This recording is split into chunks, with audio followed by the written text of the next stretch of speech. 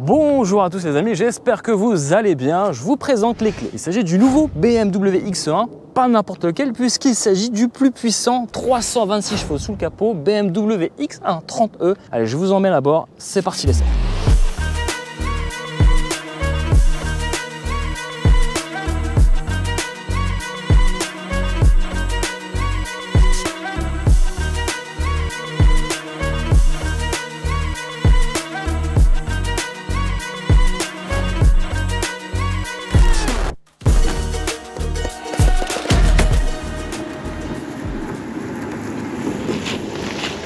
Bon les amis, on va faire le petit test du 0 à 100 pour voir un petit peu ce qu'il a dans le ventre, ce BMW X1, le plus puissant, 326 chevaux. Est-ce qu'il est plus rapide que la version sportive, le X1 M35i? On va voir ça tout de suite. En termes d'accélération, vous allez voir qu'il est presque proche. Ce X1 hybride est aussi plus puissant que le X1 M35i. Allez, c'est parti. 1, 2, 3, go!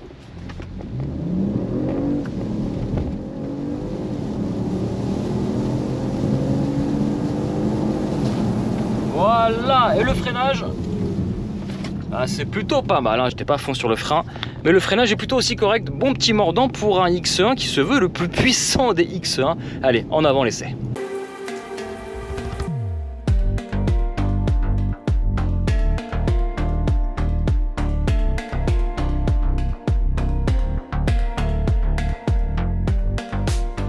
Allez, c'est parti, on fait le tour ensemble du propriétaire. Petite accalmie au niveau du temps. Alors ça contraste fortement avec la très belle configuration que vous pouvez avoir, hein. Une espèce de bleu lagon facturé 1690 € qui pourrait nous faire croire presque à une plage paradisiaque avec cet intérieur. Regardez l'intérieur, hop, à l'intérieur de sable fin, hein. Vous allez voir, on fera ensemble le tour de cette configuration, une configuration paradisiaque, hein, vraiment une configuration faite pour les vacances. Donc, ça va être assez rapide, vous le connaissez, de long en large en travers sur la chaîne, puisque le X1, on l'a fait en toutes les motorisations. On a fait le iX1, le 18D, le 23D, le 23i. Voici le 30e. Autant vous dire que là, en termes de configuration, on est sur une finition M Sport. Donc, exit le chrome, on est sur du plastique noir brillant un peu partout sur la grosse calandre et aussi les entrées d'air.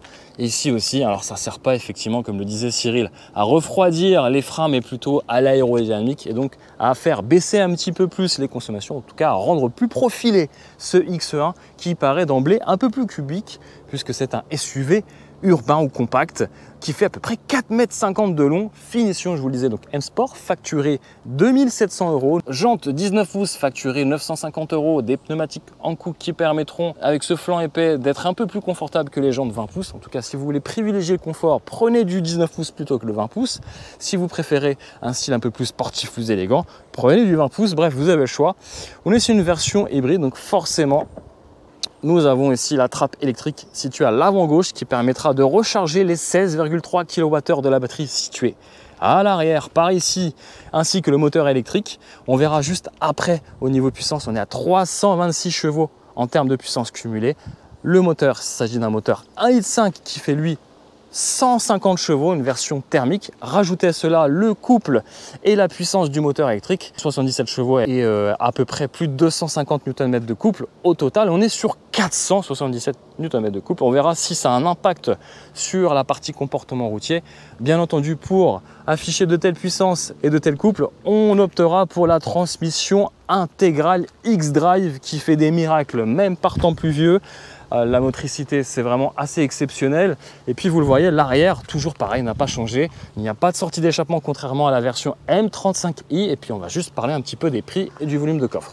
Je n'ai pas à présenter les feux, ce sont des feux à LED de série qui éclairent vraiment très bien, de jour comme de nuit. Honnêtement, c'est vraiment de très bonne qualité. On continue un petit peu le tour extérieur de ce X1. Je vous fais un peu de teasing parce que plus loin dans la vidéo, vous allez vous apercevoir que j'ai eu un petit souci au niveau des recharges. Je vous en dis pas plus, ça se situe ici et je vous explique qu'est-ce qui m'est arrivé en rechargeant la voiture. Bon, en termes de tarification, forcément, on est sur un X1 très puissant, sur dernière technologie, hybride, forcément, il y a un coût. On est autour des 57 000, 58 000 euros prix de base. Il faudra rajouter à peu près 2 700 euros pour la finition et quelques options. Ainsi, celui-ci, avec cette configuration assez particulière. Je ne suis pas sûr qu'en France, on verra beaucoup cette configuration. Avec les options, on atteint quasiment les 71 000 euros, 0 euros de malus. Bref, à vous de me dire un petit peu ce que vous en pensez dans la catégorie. On a quand même le Audi Q3, BMW X40 et aussi le Mercedes GLA. Vous me dire ce que vous préférez dans la catégorie. Alors il faut savoir que le petit bébé fait son poids quand même. On va friser quasiment les 1930 kg sur la balance. Ça commence à faire lourd. Effectivement, ça approche dangereusement des 2 tonnes. Pourquoi? Parce qu'il y a le moteur électrique et la batterie. Forcément, ça fait son petit poids et il y a une conséquence pour les familles puisqu'on aura un peu moins de coffre. On perdra à peu près 50 litres de volume de chargement. On est à 490 litres avec ici un petit rangement de quoi se consoler pour les câbles électriques. Voilà, fermeture électrique. Et puis à l'arrière, écoutez, à l'arrière, je vous le disais aussi, malheureusement, on n'a pas les banquettes coulissantes. Donc ça profitera un peu moins à l'espace à bord. Quoique, regardez, le tunnel de transmission est assez léger par rapport aux versions thermiques. Et puis, on a quand même de la place à l'arrière. Le petit accoudoir ici qui va bien. On assure des assises qui sont légèrement inclinées et vraiment confortables avec un simili-cuir qu'on verra juste à l'avant qui est vraiment de très très bonne facture. On n'est pas sur du cuir, c'est du simili-cuir et vous allez voir que au niveau de la facture, il y a une grosse différence en termes de finition. Même à l'arrière, c'est quand même soigné. Regardez ces petites poignées de porte en aluminium. On est sur une belle finition M Sport, mais surtout avec quelques petites options qui viennent un petit peu embellir ce X1. Attention les oreilles. Voilà, je vous propose de passer tout de suite à l'avant rapidement. Alors à l'avant, regardez, ça c'est vraiment le clou du spectacle. Chez BMW, ils aiment bien nous proposer des configurations assez sympas à mettre en valeur. Là, on est sur un bleu lagon et un simili-cuir Oyster, je crois, sur le nom de la couleur. Ça vaut 300 euros, c'est pas du cuir et honnêtement c'est vraiment du simili de très bonne qualité avec, regardez, des belles surpiqûres couleur gris clair, gris foncé et puis vraiment une astuce confortable. Donc vraiment il n'y a pas à rougir de prendre une sellerie en simili cuir. L'avantage en plus chez BMW, c'est qu'ils ne font pas les choses à moitié, c'est que vous avez les contreportes de la même couleur, la boîte à gants et d'autres éléments en plastique dur de la même couleur, mais franchement ça présente vraiment très très bien. On est sur une finition M Sport, donc forcément volant de qualité M Sport avec le petit logo M, avec une structure design assez différente des autres finitions comme le X-Line. Et puis on a forcément aussi coché les bonnes options. Je vous ferai le détail en description de cette vidéo des options qui ont été cochées. On a à peu près 13 000 euros d'options. Voilà, avec ce joli toit ouvrant. Écoutez, je ne vais pas m'attarder sur l'intérieur parce que vous le connaissez. Et si vous voulez vraiment absolument connaître la nouveauté sur ce X1, sur l'intérieur, écoutez, je vous propose d'aller voir directement les autres vidéos où j'ai longuement expliqué ce que j'aimais et ce que j'aimais un peu moins. En tout cas, il est beaucoup plus valorisant que les anciennes générations. On pourra critiquer peut-être la dalle incurvée et le système de navigation où maintenant on n'a plus le e-drive avec la molette. Ça, je l'ai dit et redit, on est sur des prises USB-C. On a de petits rangements, c'est plutôt sympa, ça présente bien. Pour moi, c'est l'un des meilleurs de sa catégorie en termes de finition et de présentation. Bon, avant de continuer l'essai, je voulais vous demander quand même de faire un petit effort. Abonnez-vous à la chaîne Vlog Cars Passion si ce n'est pas le cas. Et bien sûr d'activer les notifications et la cloche des notifications, c'est très important. Allez, je vous embête pas plus, on continue l'aventure avec ce X1. Regarde ces feux, ils sont magnifiques, feux 3D, j'adore. Et que pensez-vous de cette configuration avec ce bleu lagon à 1600, 1700 euros, ça fait cher. Et puis cet intérieur, même si c'est pas du cuir, du simili, moi personnellement, j'aime beaucoup la configuration. Dites-moi un petit peu ce que vous en pensez en commentaire.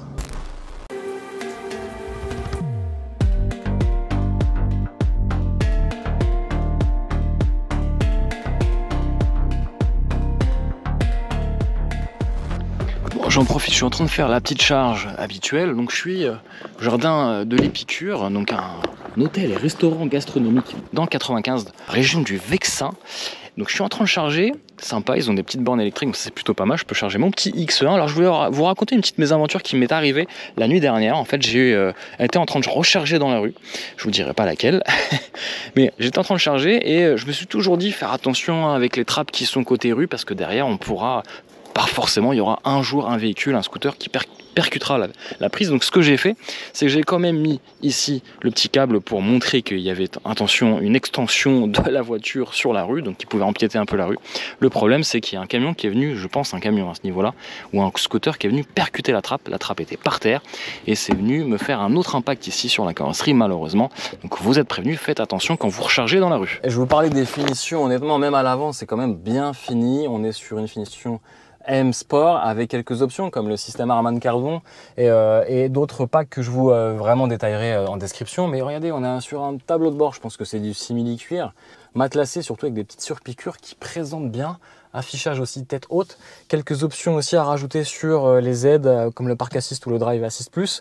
Vraiment très sympa, démarrage bien sûr en silence avec le petit bruit qui va avec pour vous réveiller. Allez, c'est parti. On continue l'essai à bord de ce X1 30E. L'avantage avec ce genre de SUV avec 477 Nm de couple, c'est que les relances sont instantanées. Regardez, hop, j'appuie. Et ça part avec l'aide du moteur thermique. Le meilleur des deux mondes à bord de ce BMW X1.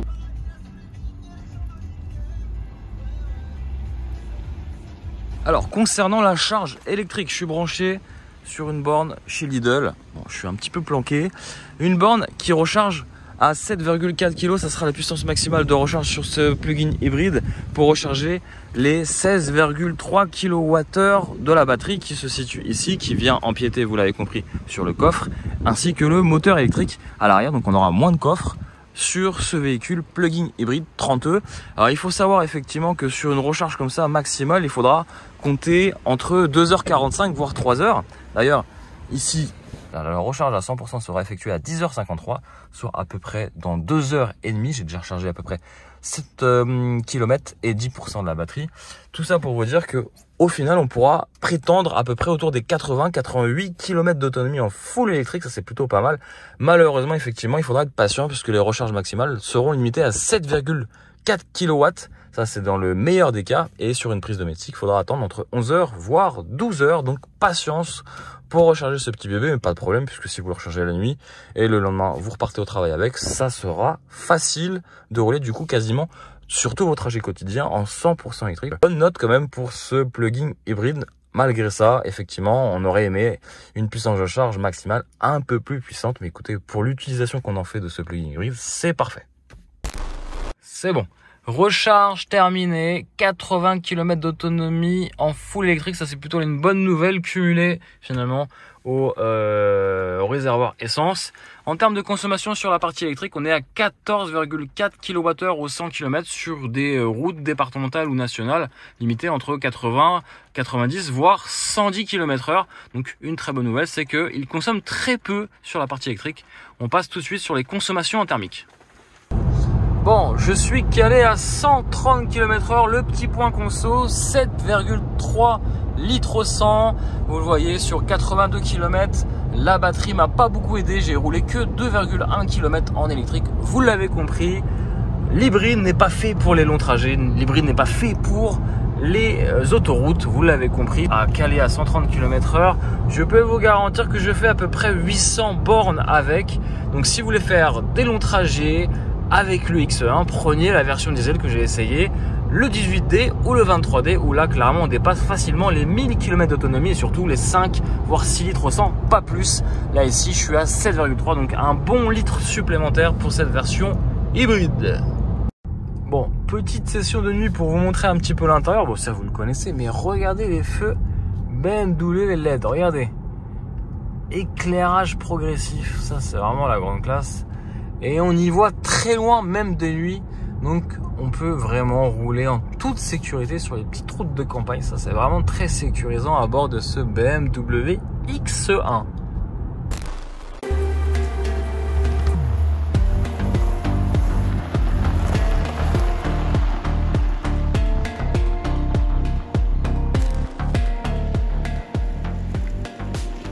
Ok, c'est parti, bienvenue à bord de ce BMW X1 30E. 30E pour hybride rechargeable, le plus puissant des BMW X1, plus puissant qu'un M35i, et oui, de 26 chevaux supplémentaires, puisque celui-ci fait 326 chevaux et 400 77 Nm de couple, c'est quand même impressionnant. On va voir si ça pousse fort ensemble à bord. On verra s'il faudra peut-être s'orienter vers un essai, vers le X1 M35i pour avoir plus de sensations, plus de punch. En tout cas, sur le papier, ça promet. Alors déjà en ville, écoutez, en ville, on évolue en silence, c'est le but d'un hybride. Un hybride qui peut atteindre les 90 km en full électrique et au total on sera sur une autonomie légère, hein. Allez, 600 km et encore. On attend lui, c'est pas forcément des records de performance sur circuit, contrairement au M35i, on va plutôt l'attendre sur des records d'efficience, surtout en électrique. Alors écoutez, en électrique, c'est pas mal, mais moi je vais quand même activer le mode sport avant de vous parler du mode efficient. Le mode sport, j'ai été assez bluffé sur certaines choses. Je vais activer le mode sport comme là. Je vais activer la boîte sport et un régal, j'ai les palettes au volant. Alors, on y va, on met quand même la voix. Écoutez.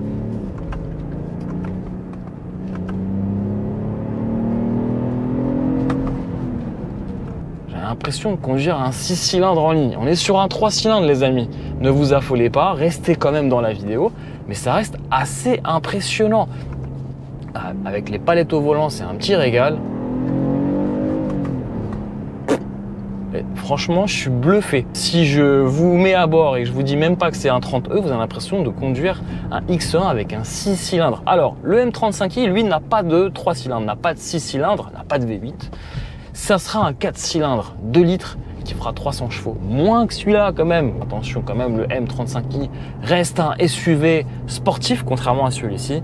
Donc la comparaison s'arrête là. Et surtout, en vitesse max, celui-ci atteint 205 km/h. Et à mon avis, le M35i est proche des 250 km/h. Et en termes d'accélération, par contre, celui-ci pourrait presque taquiner un M35i puisque on est sur un 0 à 100 effectué en 5,6 secondes. Écoutez-moi cette sonorité.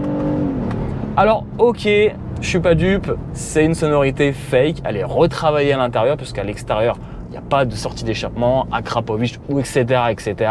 On est sur quelque chose d'hybride, on est sur un hybride, donc il faut qu'on reste sage en termes de plaisir de conduite. Bref, je vous rassure, j'ai rien pris comme substance illicite, mais c'est vrai que quand j'active le mode sport, j'ai le sourire. Bref, on va revenir un petit peu à la réalité, c'est-à-dire au mode efficient ou au mode normal.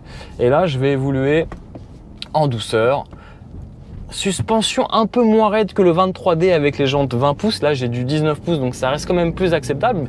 Mais la suspension M-Sport adaptative rend quand même les dodanes inconfortables. C'est pas le plus confortable des SUV. Je pense qu'un GLA est plus confortable. En termes de tenue de route, on peut le voir juste avant avec le mode sport. Honnêtement, c'est bluffant. Toucher de route, direction, la boîte aussi est super réactive, je trouve là. Dans le mode hybride, là où je constatais un peu de latence sur la version 23D, ici, le mode hybride, les relances sont instantanées. Hop, j'appuie, ça part. Je freine, ça freine. Bon, heureusement. En tout cas, vous le voyez à ma tête qui rebondit à chaque dodane. C'est pas forcément inconfortable, mais c'est vrai que j'ai connu mieux. En tout cas, on est sur un SUV urbain. On n'est pas sur un gros SUV, un X5 qui est beaucoup plus moelleux dans l'approche des dodanes. Là, quand même, franchement, une petite mélodie, elle est sympa. Elle me fait rire, en tout cas. C'est plaisant à boire. Belle visibilité, ça change pas des autres versions des X1 que j'ai essayé. Vous savez que j'ai essayé quand même pas mal de X1 en termes de motorisation. J'ai essayé le 18D, le 23i, le 23D, le iX1. Je crois que j'ai quasiment tout essayé. Et puis il me manquait celui-ci au catalogue, le 30e. Il y a aussi la version 20E, donc c'est toujours un hybride rechargeable mais moins puissant. Et je crois que le 25E. Si je dis pas de bêtises, ça se trouve ça commence au 25E. J'ai pas encore étudié tout ça. Bref, moi j'ai le plus puissant des X1, j'ai le plus puissant des versions hybrides. Forcément le plus cher. On atteint quasiment les 70 000 € à bord de ce X1 avec cette config vraiment magnifique. Une config, je vous disais tout à l'heure, une config à partir en vacances avec ces sièges couleur sable fin et puis cette couleur bleu turquoise lagon digne d'une belle mer des Maldives.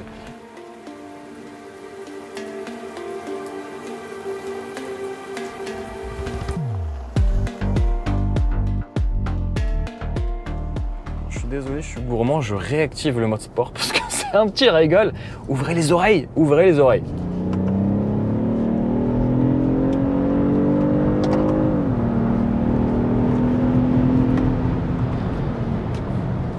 pas quoi vous dire. Je suis bluffé, je savais pas que c'était possible sur un hybride comme ça.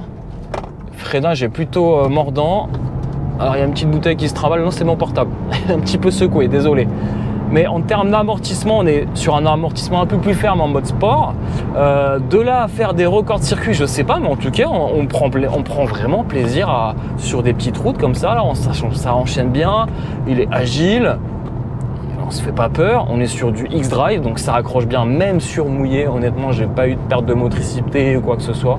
Pourtant, on a quand même 477 chevaux, donc instantanément. Donc, j'ai vraiment rarement eu l'occasion de voir les roues déraper. Et il faut savoir que philosophie traction quand même sur ce X1. Et on ressent pas de perte de motricité sur l'avant, même si derrière l'arrière reprend le relais si l'avant dérape. Bref, vous avez compris, c'est le principe du X-Drive sur un X1. Et honnêtement, c'est vraiment un petit plaisir. Et là, je suis vraiment bluffé. Je suis désolé de vous partager ça. Je pensais faire monsieur écolo et vous faire des records de consommation. Alors attention, consommation, bien sûr, je vais y venir. J'en ai parlé tout à l'heure, mais consommation, c'est mi-figue, mi-raisin. C'est-à-dire qu'en gros, c'est Dr Jekyll ou Mr Hyde. Pourquoi? Parce que soit vous avez la batterie pleine, et là, vous avez vraiment des consommations très basses, proches d'un diesel. Et puis, soit vous avez la batterie qui est vide, forcément, puisque vous avez tapé dedans. Vous avez quand même 90 km, voire 80 km en autonomie électrique. C'est quand même pas mal. C'est de quoi faire un aller-retour pour aller au travail si votre travail fait à peu près 45 km aller et 45 km retour. Vous m'avez compris. Et surtout, vous avez une conduite pas comme celle-ci, c'est-à-dire une conduite écologique, efficiente. En tout cas, moi, je m'éclate à bord. Et en termes de consommation, bien sûr, là, je vais atteindre quasiment les 10 litres, voire 11 litres au 100 si la batterie, elle est vide. Voilà. En termes de consommation sur la partie électrique, on tournera autour des 17 kWh. Forcément, le bébé est lourd, puisqu'il a 200 kg de batterie supplémentaire par rapport à une version thermique, voire 250. Donc, il fait à peu près 1960 kg. Ça commence à faire presque autant qu'un BMW iX1. De quoi se poser la question. En tout cas, vous êtes plutôt sur des petits SUV performants comme peut-être le X1 M35i ou encore le iX1 qui est aussi performant mais avec une autonomie beaucoup plus réduite, autour des 350, 380, pas plus. Et puis peut-être celui-ci, le BMW X1 30e, 326 chevaux, peut-être le meilleur des deux mondes, à la fois efficient et à la fois performant. Oh, c'est bien dit ça. Allez, je me remets en mode normal. Je me mets en mode normal pour vous laisser un petit peu réfléchir à tout ce que je viens de vous dire précédemment. Alors, sachez que quand même, comme d'habitude, moi mes essais en vidéo, ils se prolongent sur une lecture tablette, liseuse ou votre PC pour lire un petit peu mes articles sur des essais complets et ultra détaillés puisque je vous détaille à la fois les consommations à 90, à 80 km/h, à 110, à 130 km/h. Ici, comme c'est une version hybride, j'ai fait exprès de vider la batterie pour voir un petit peu quelles étaient les données. Donc ça rigole pas sur le blog. Vous allez avoir aussi tout le détail sur les options, les prix, le comparatif avec les autres SUV. Il y a tout sur le blog. N'hésitez pas à y faire un tour si vous avez le temps. Si vous avez vraiment apprécié la vidéo, bien sûr, le petit pouce. Abonne-toi et active la cloche des notifications si ce n'est pas encore fait. Et voilà, ça sera tout. Et moi, je vous dis à très vite pour de nombreuses aventures sur la chaîne Vlogcars Passion. Promis, j'ai rien consommé, j'ai juste faim, très faim. Il est presque 20h06. Je vais aller manger et moi, je vous retrouve pour de nouvelles aventures en vidéo. Ciao, ciao!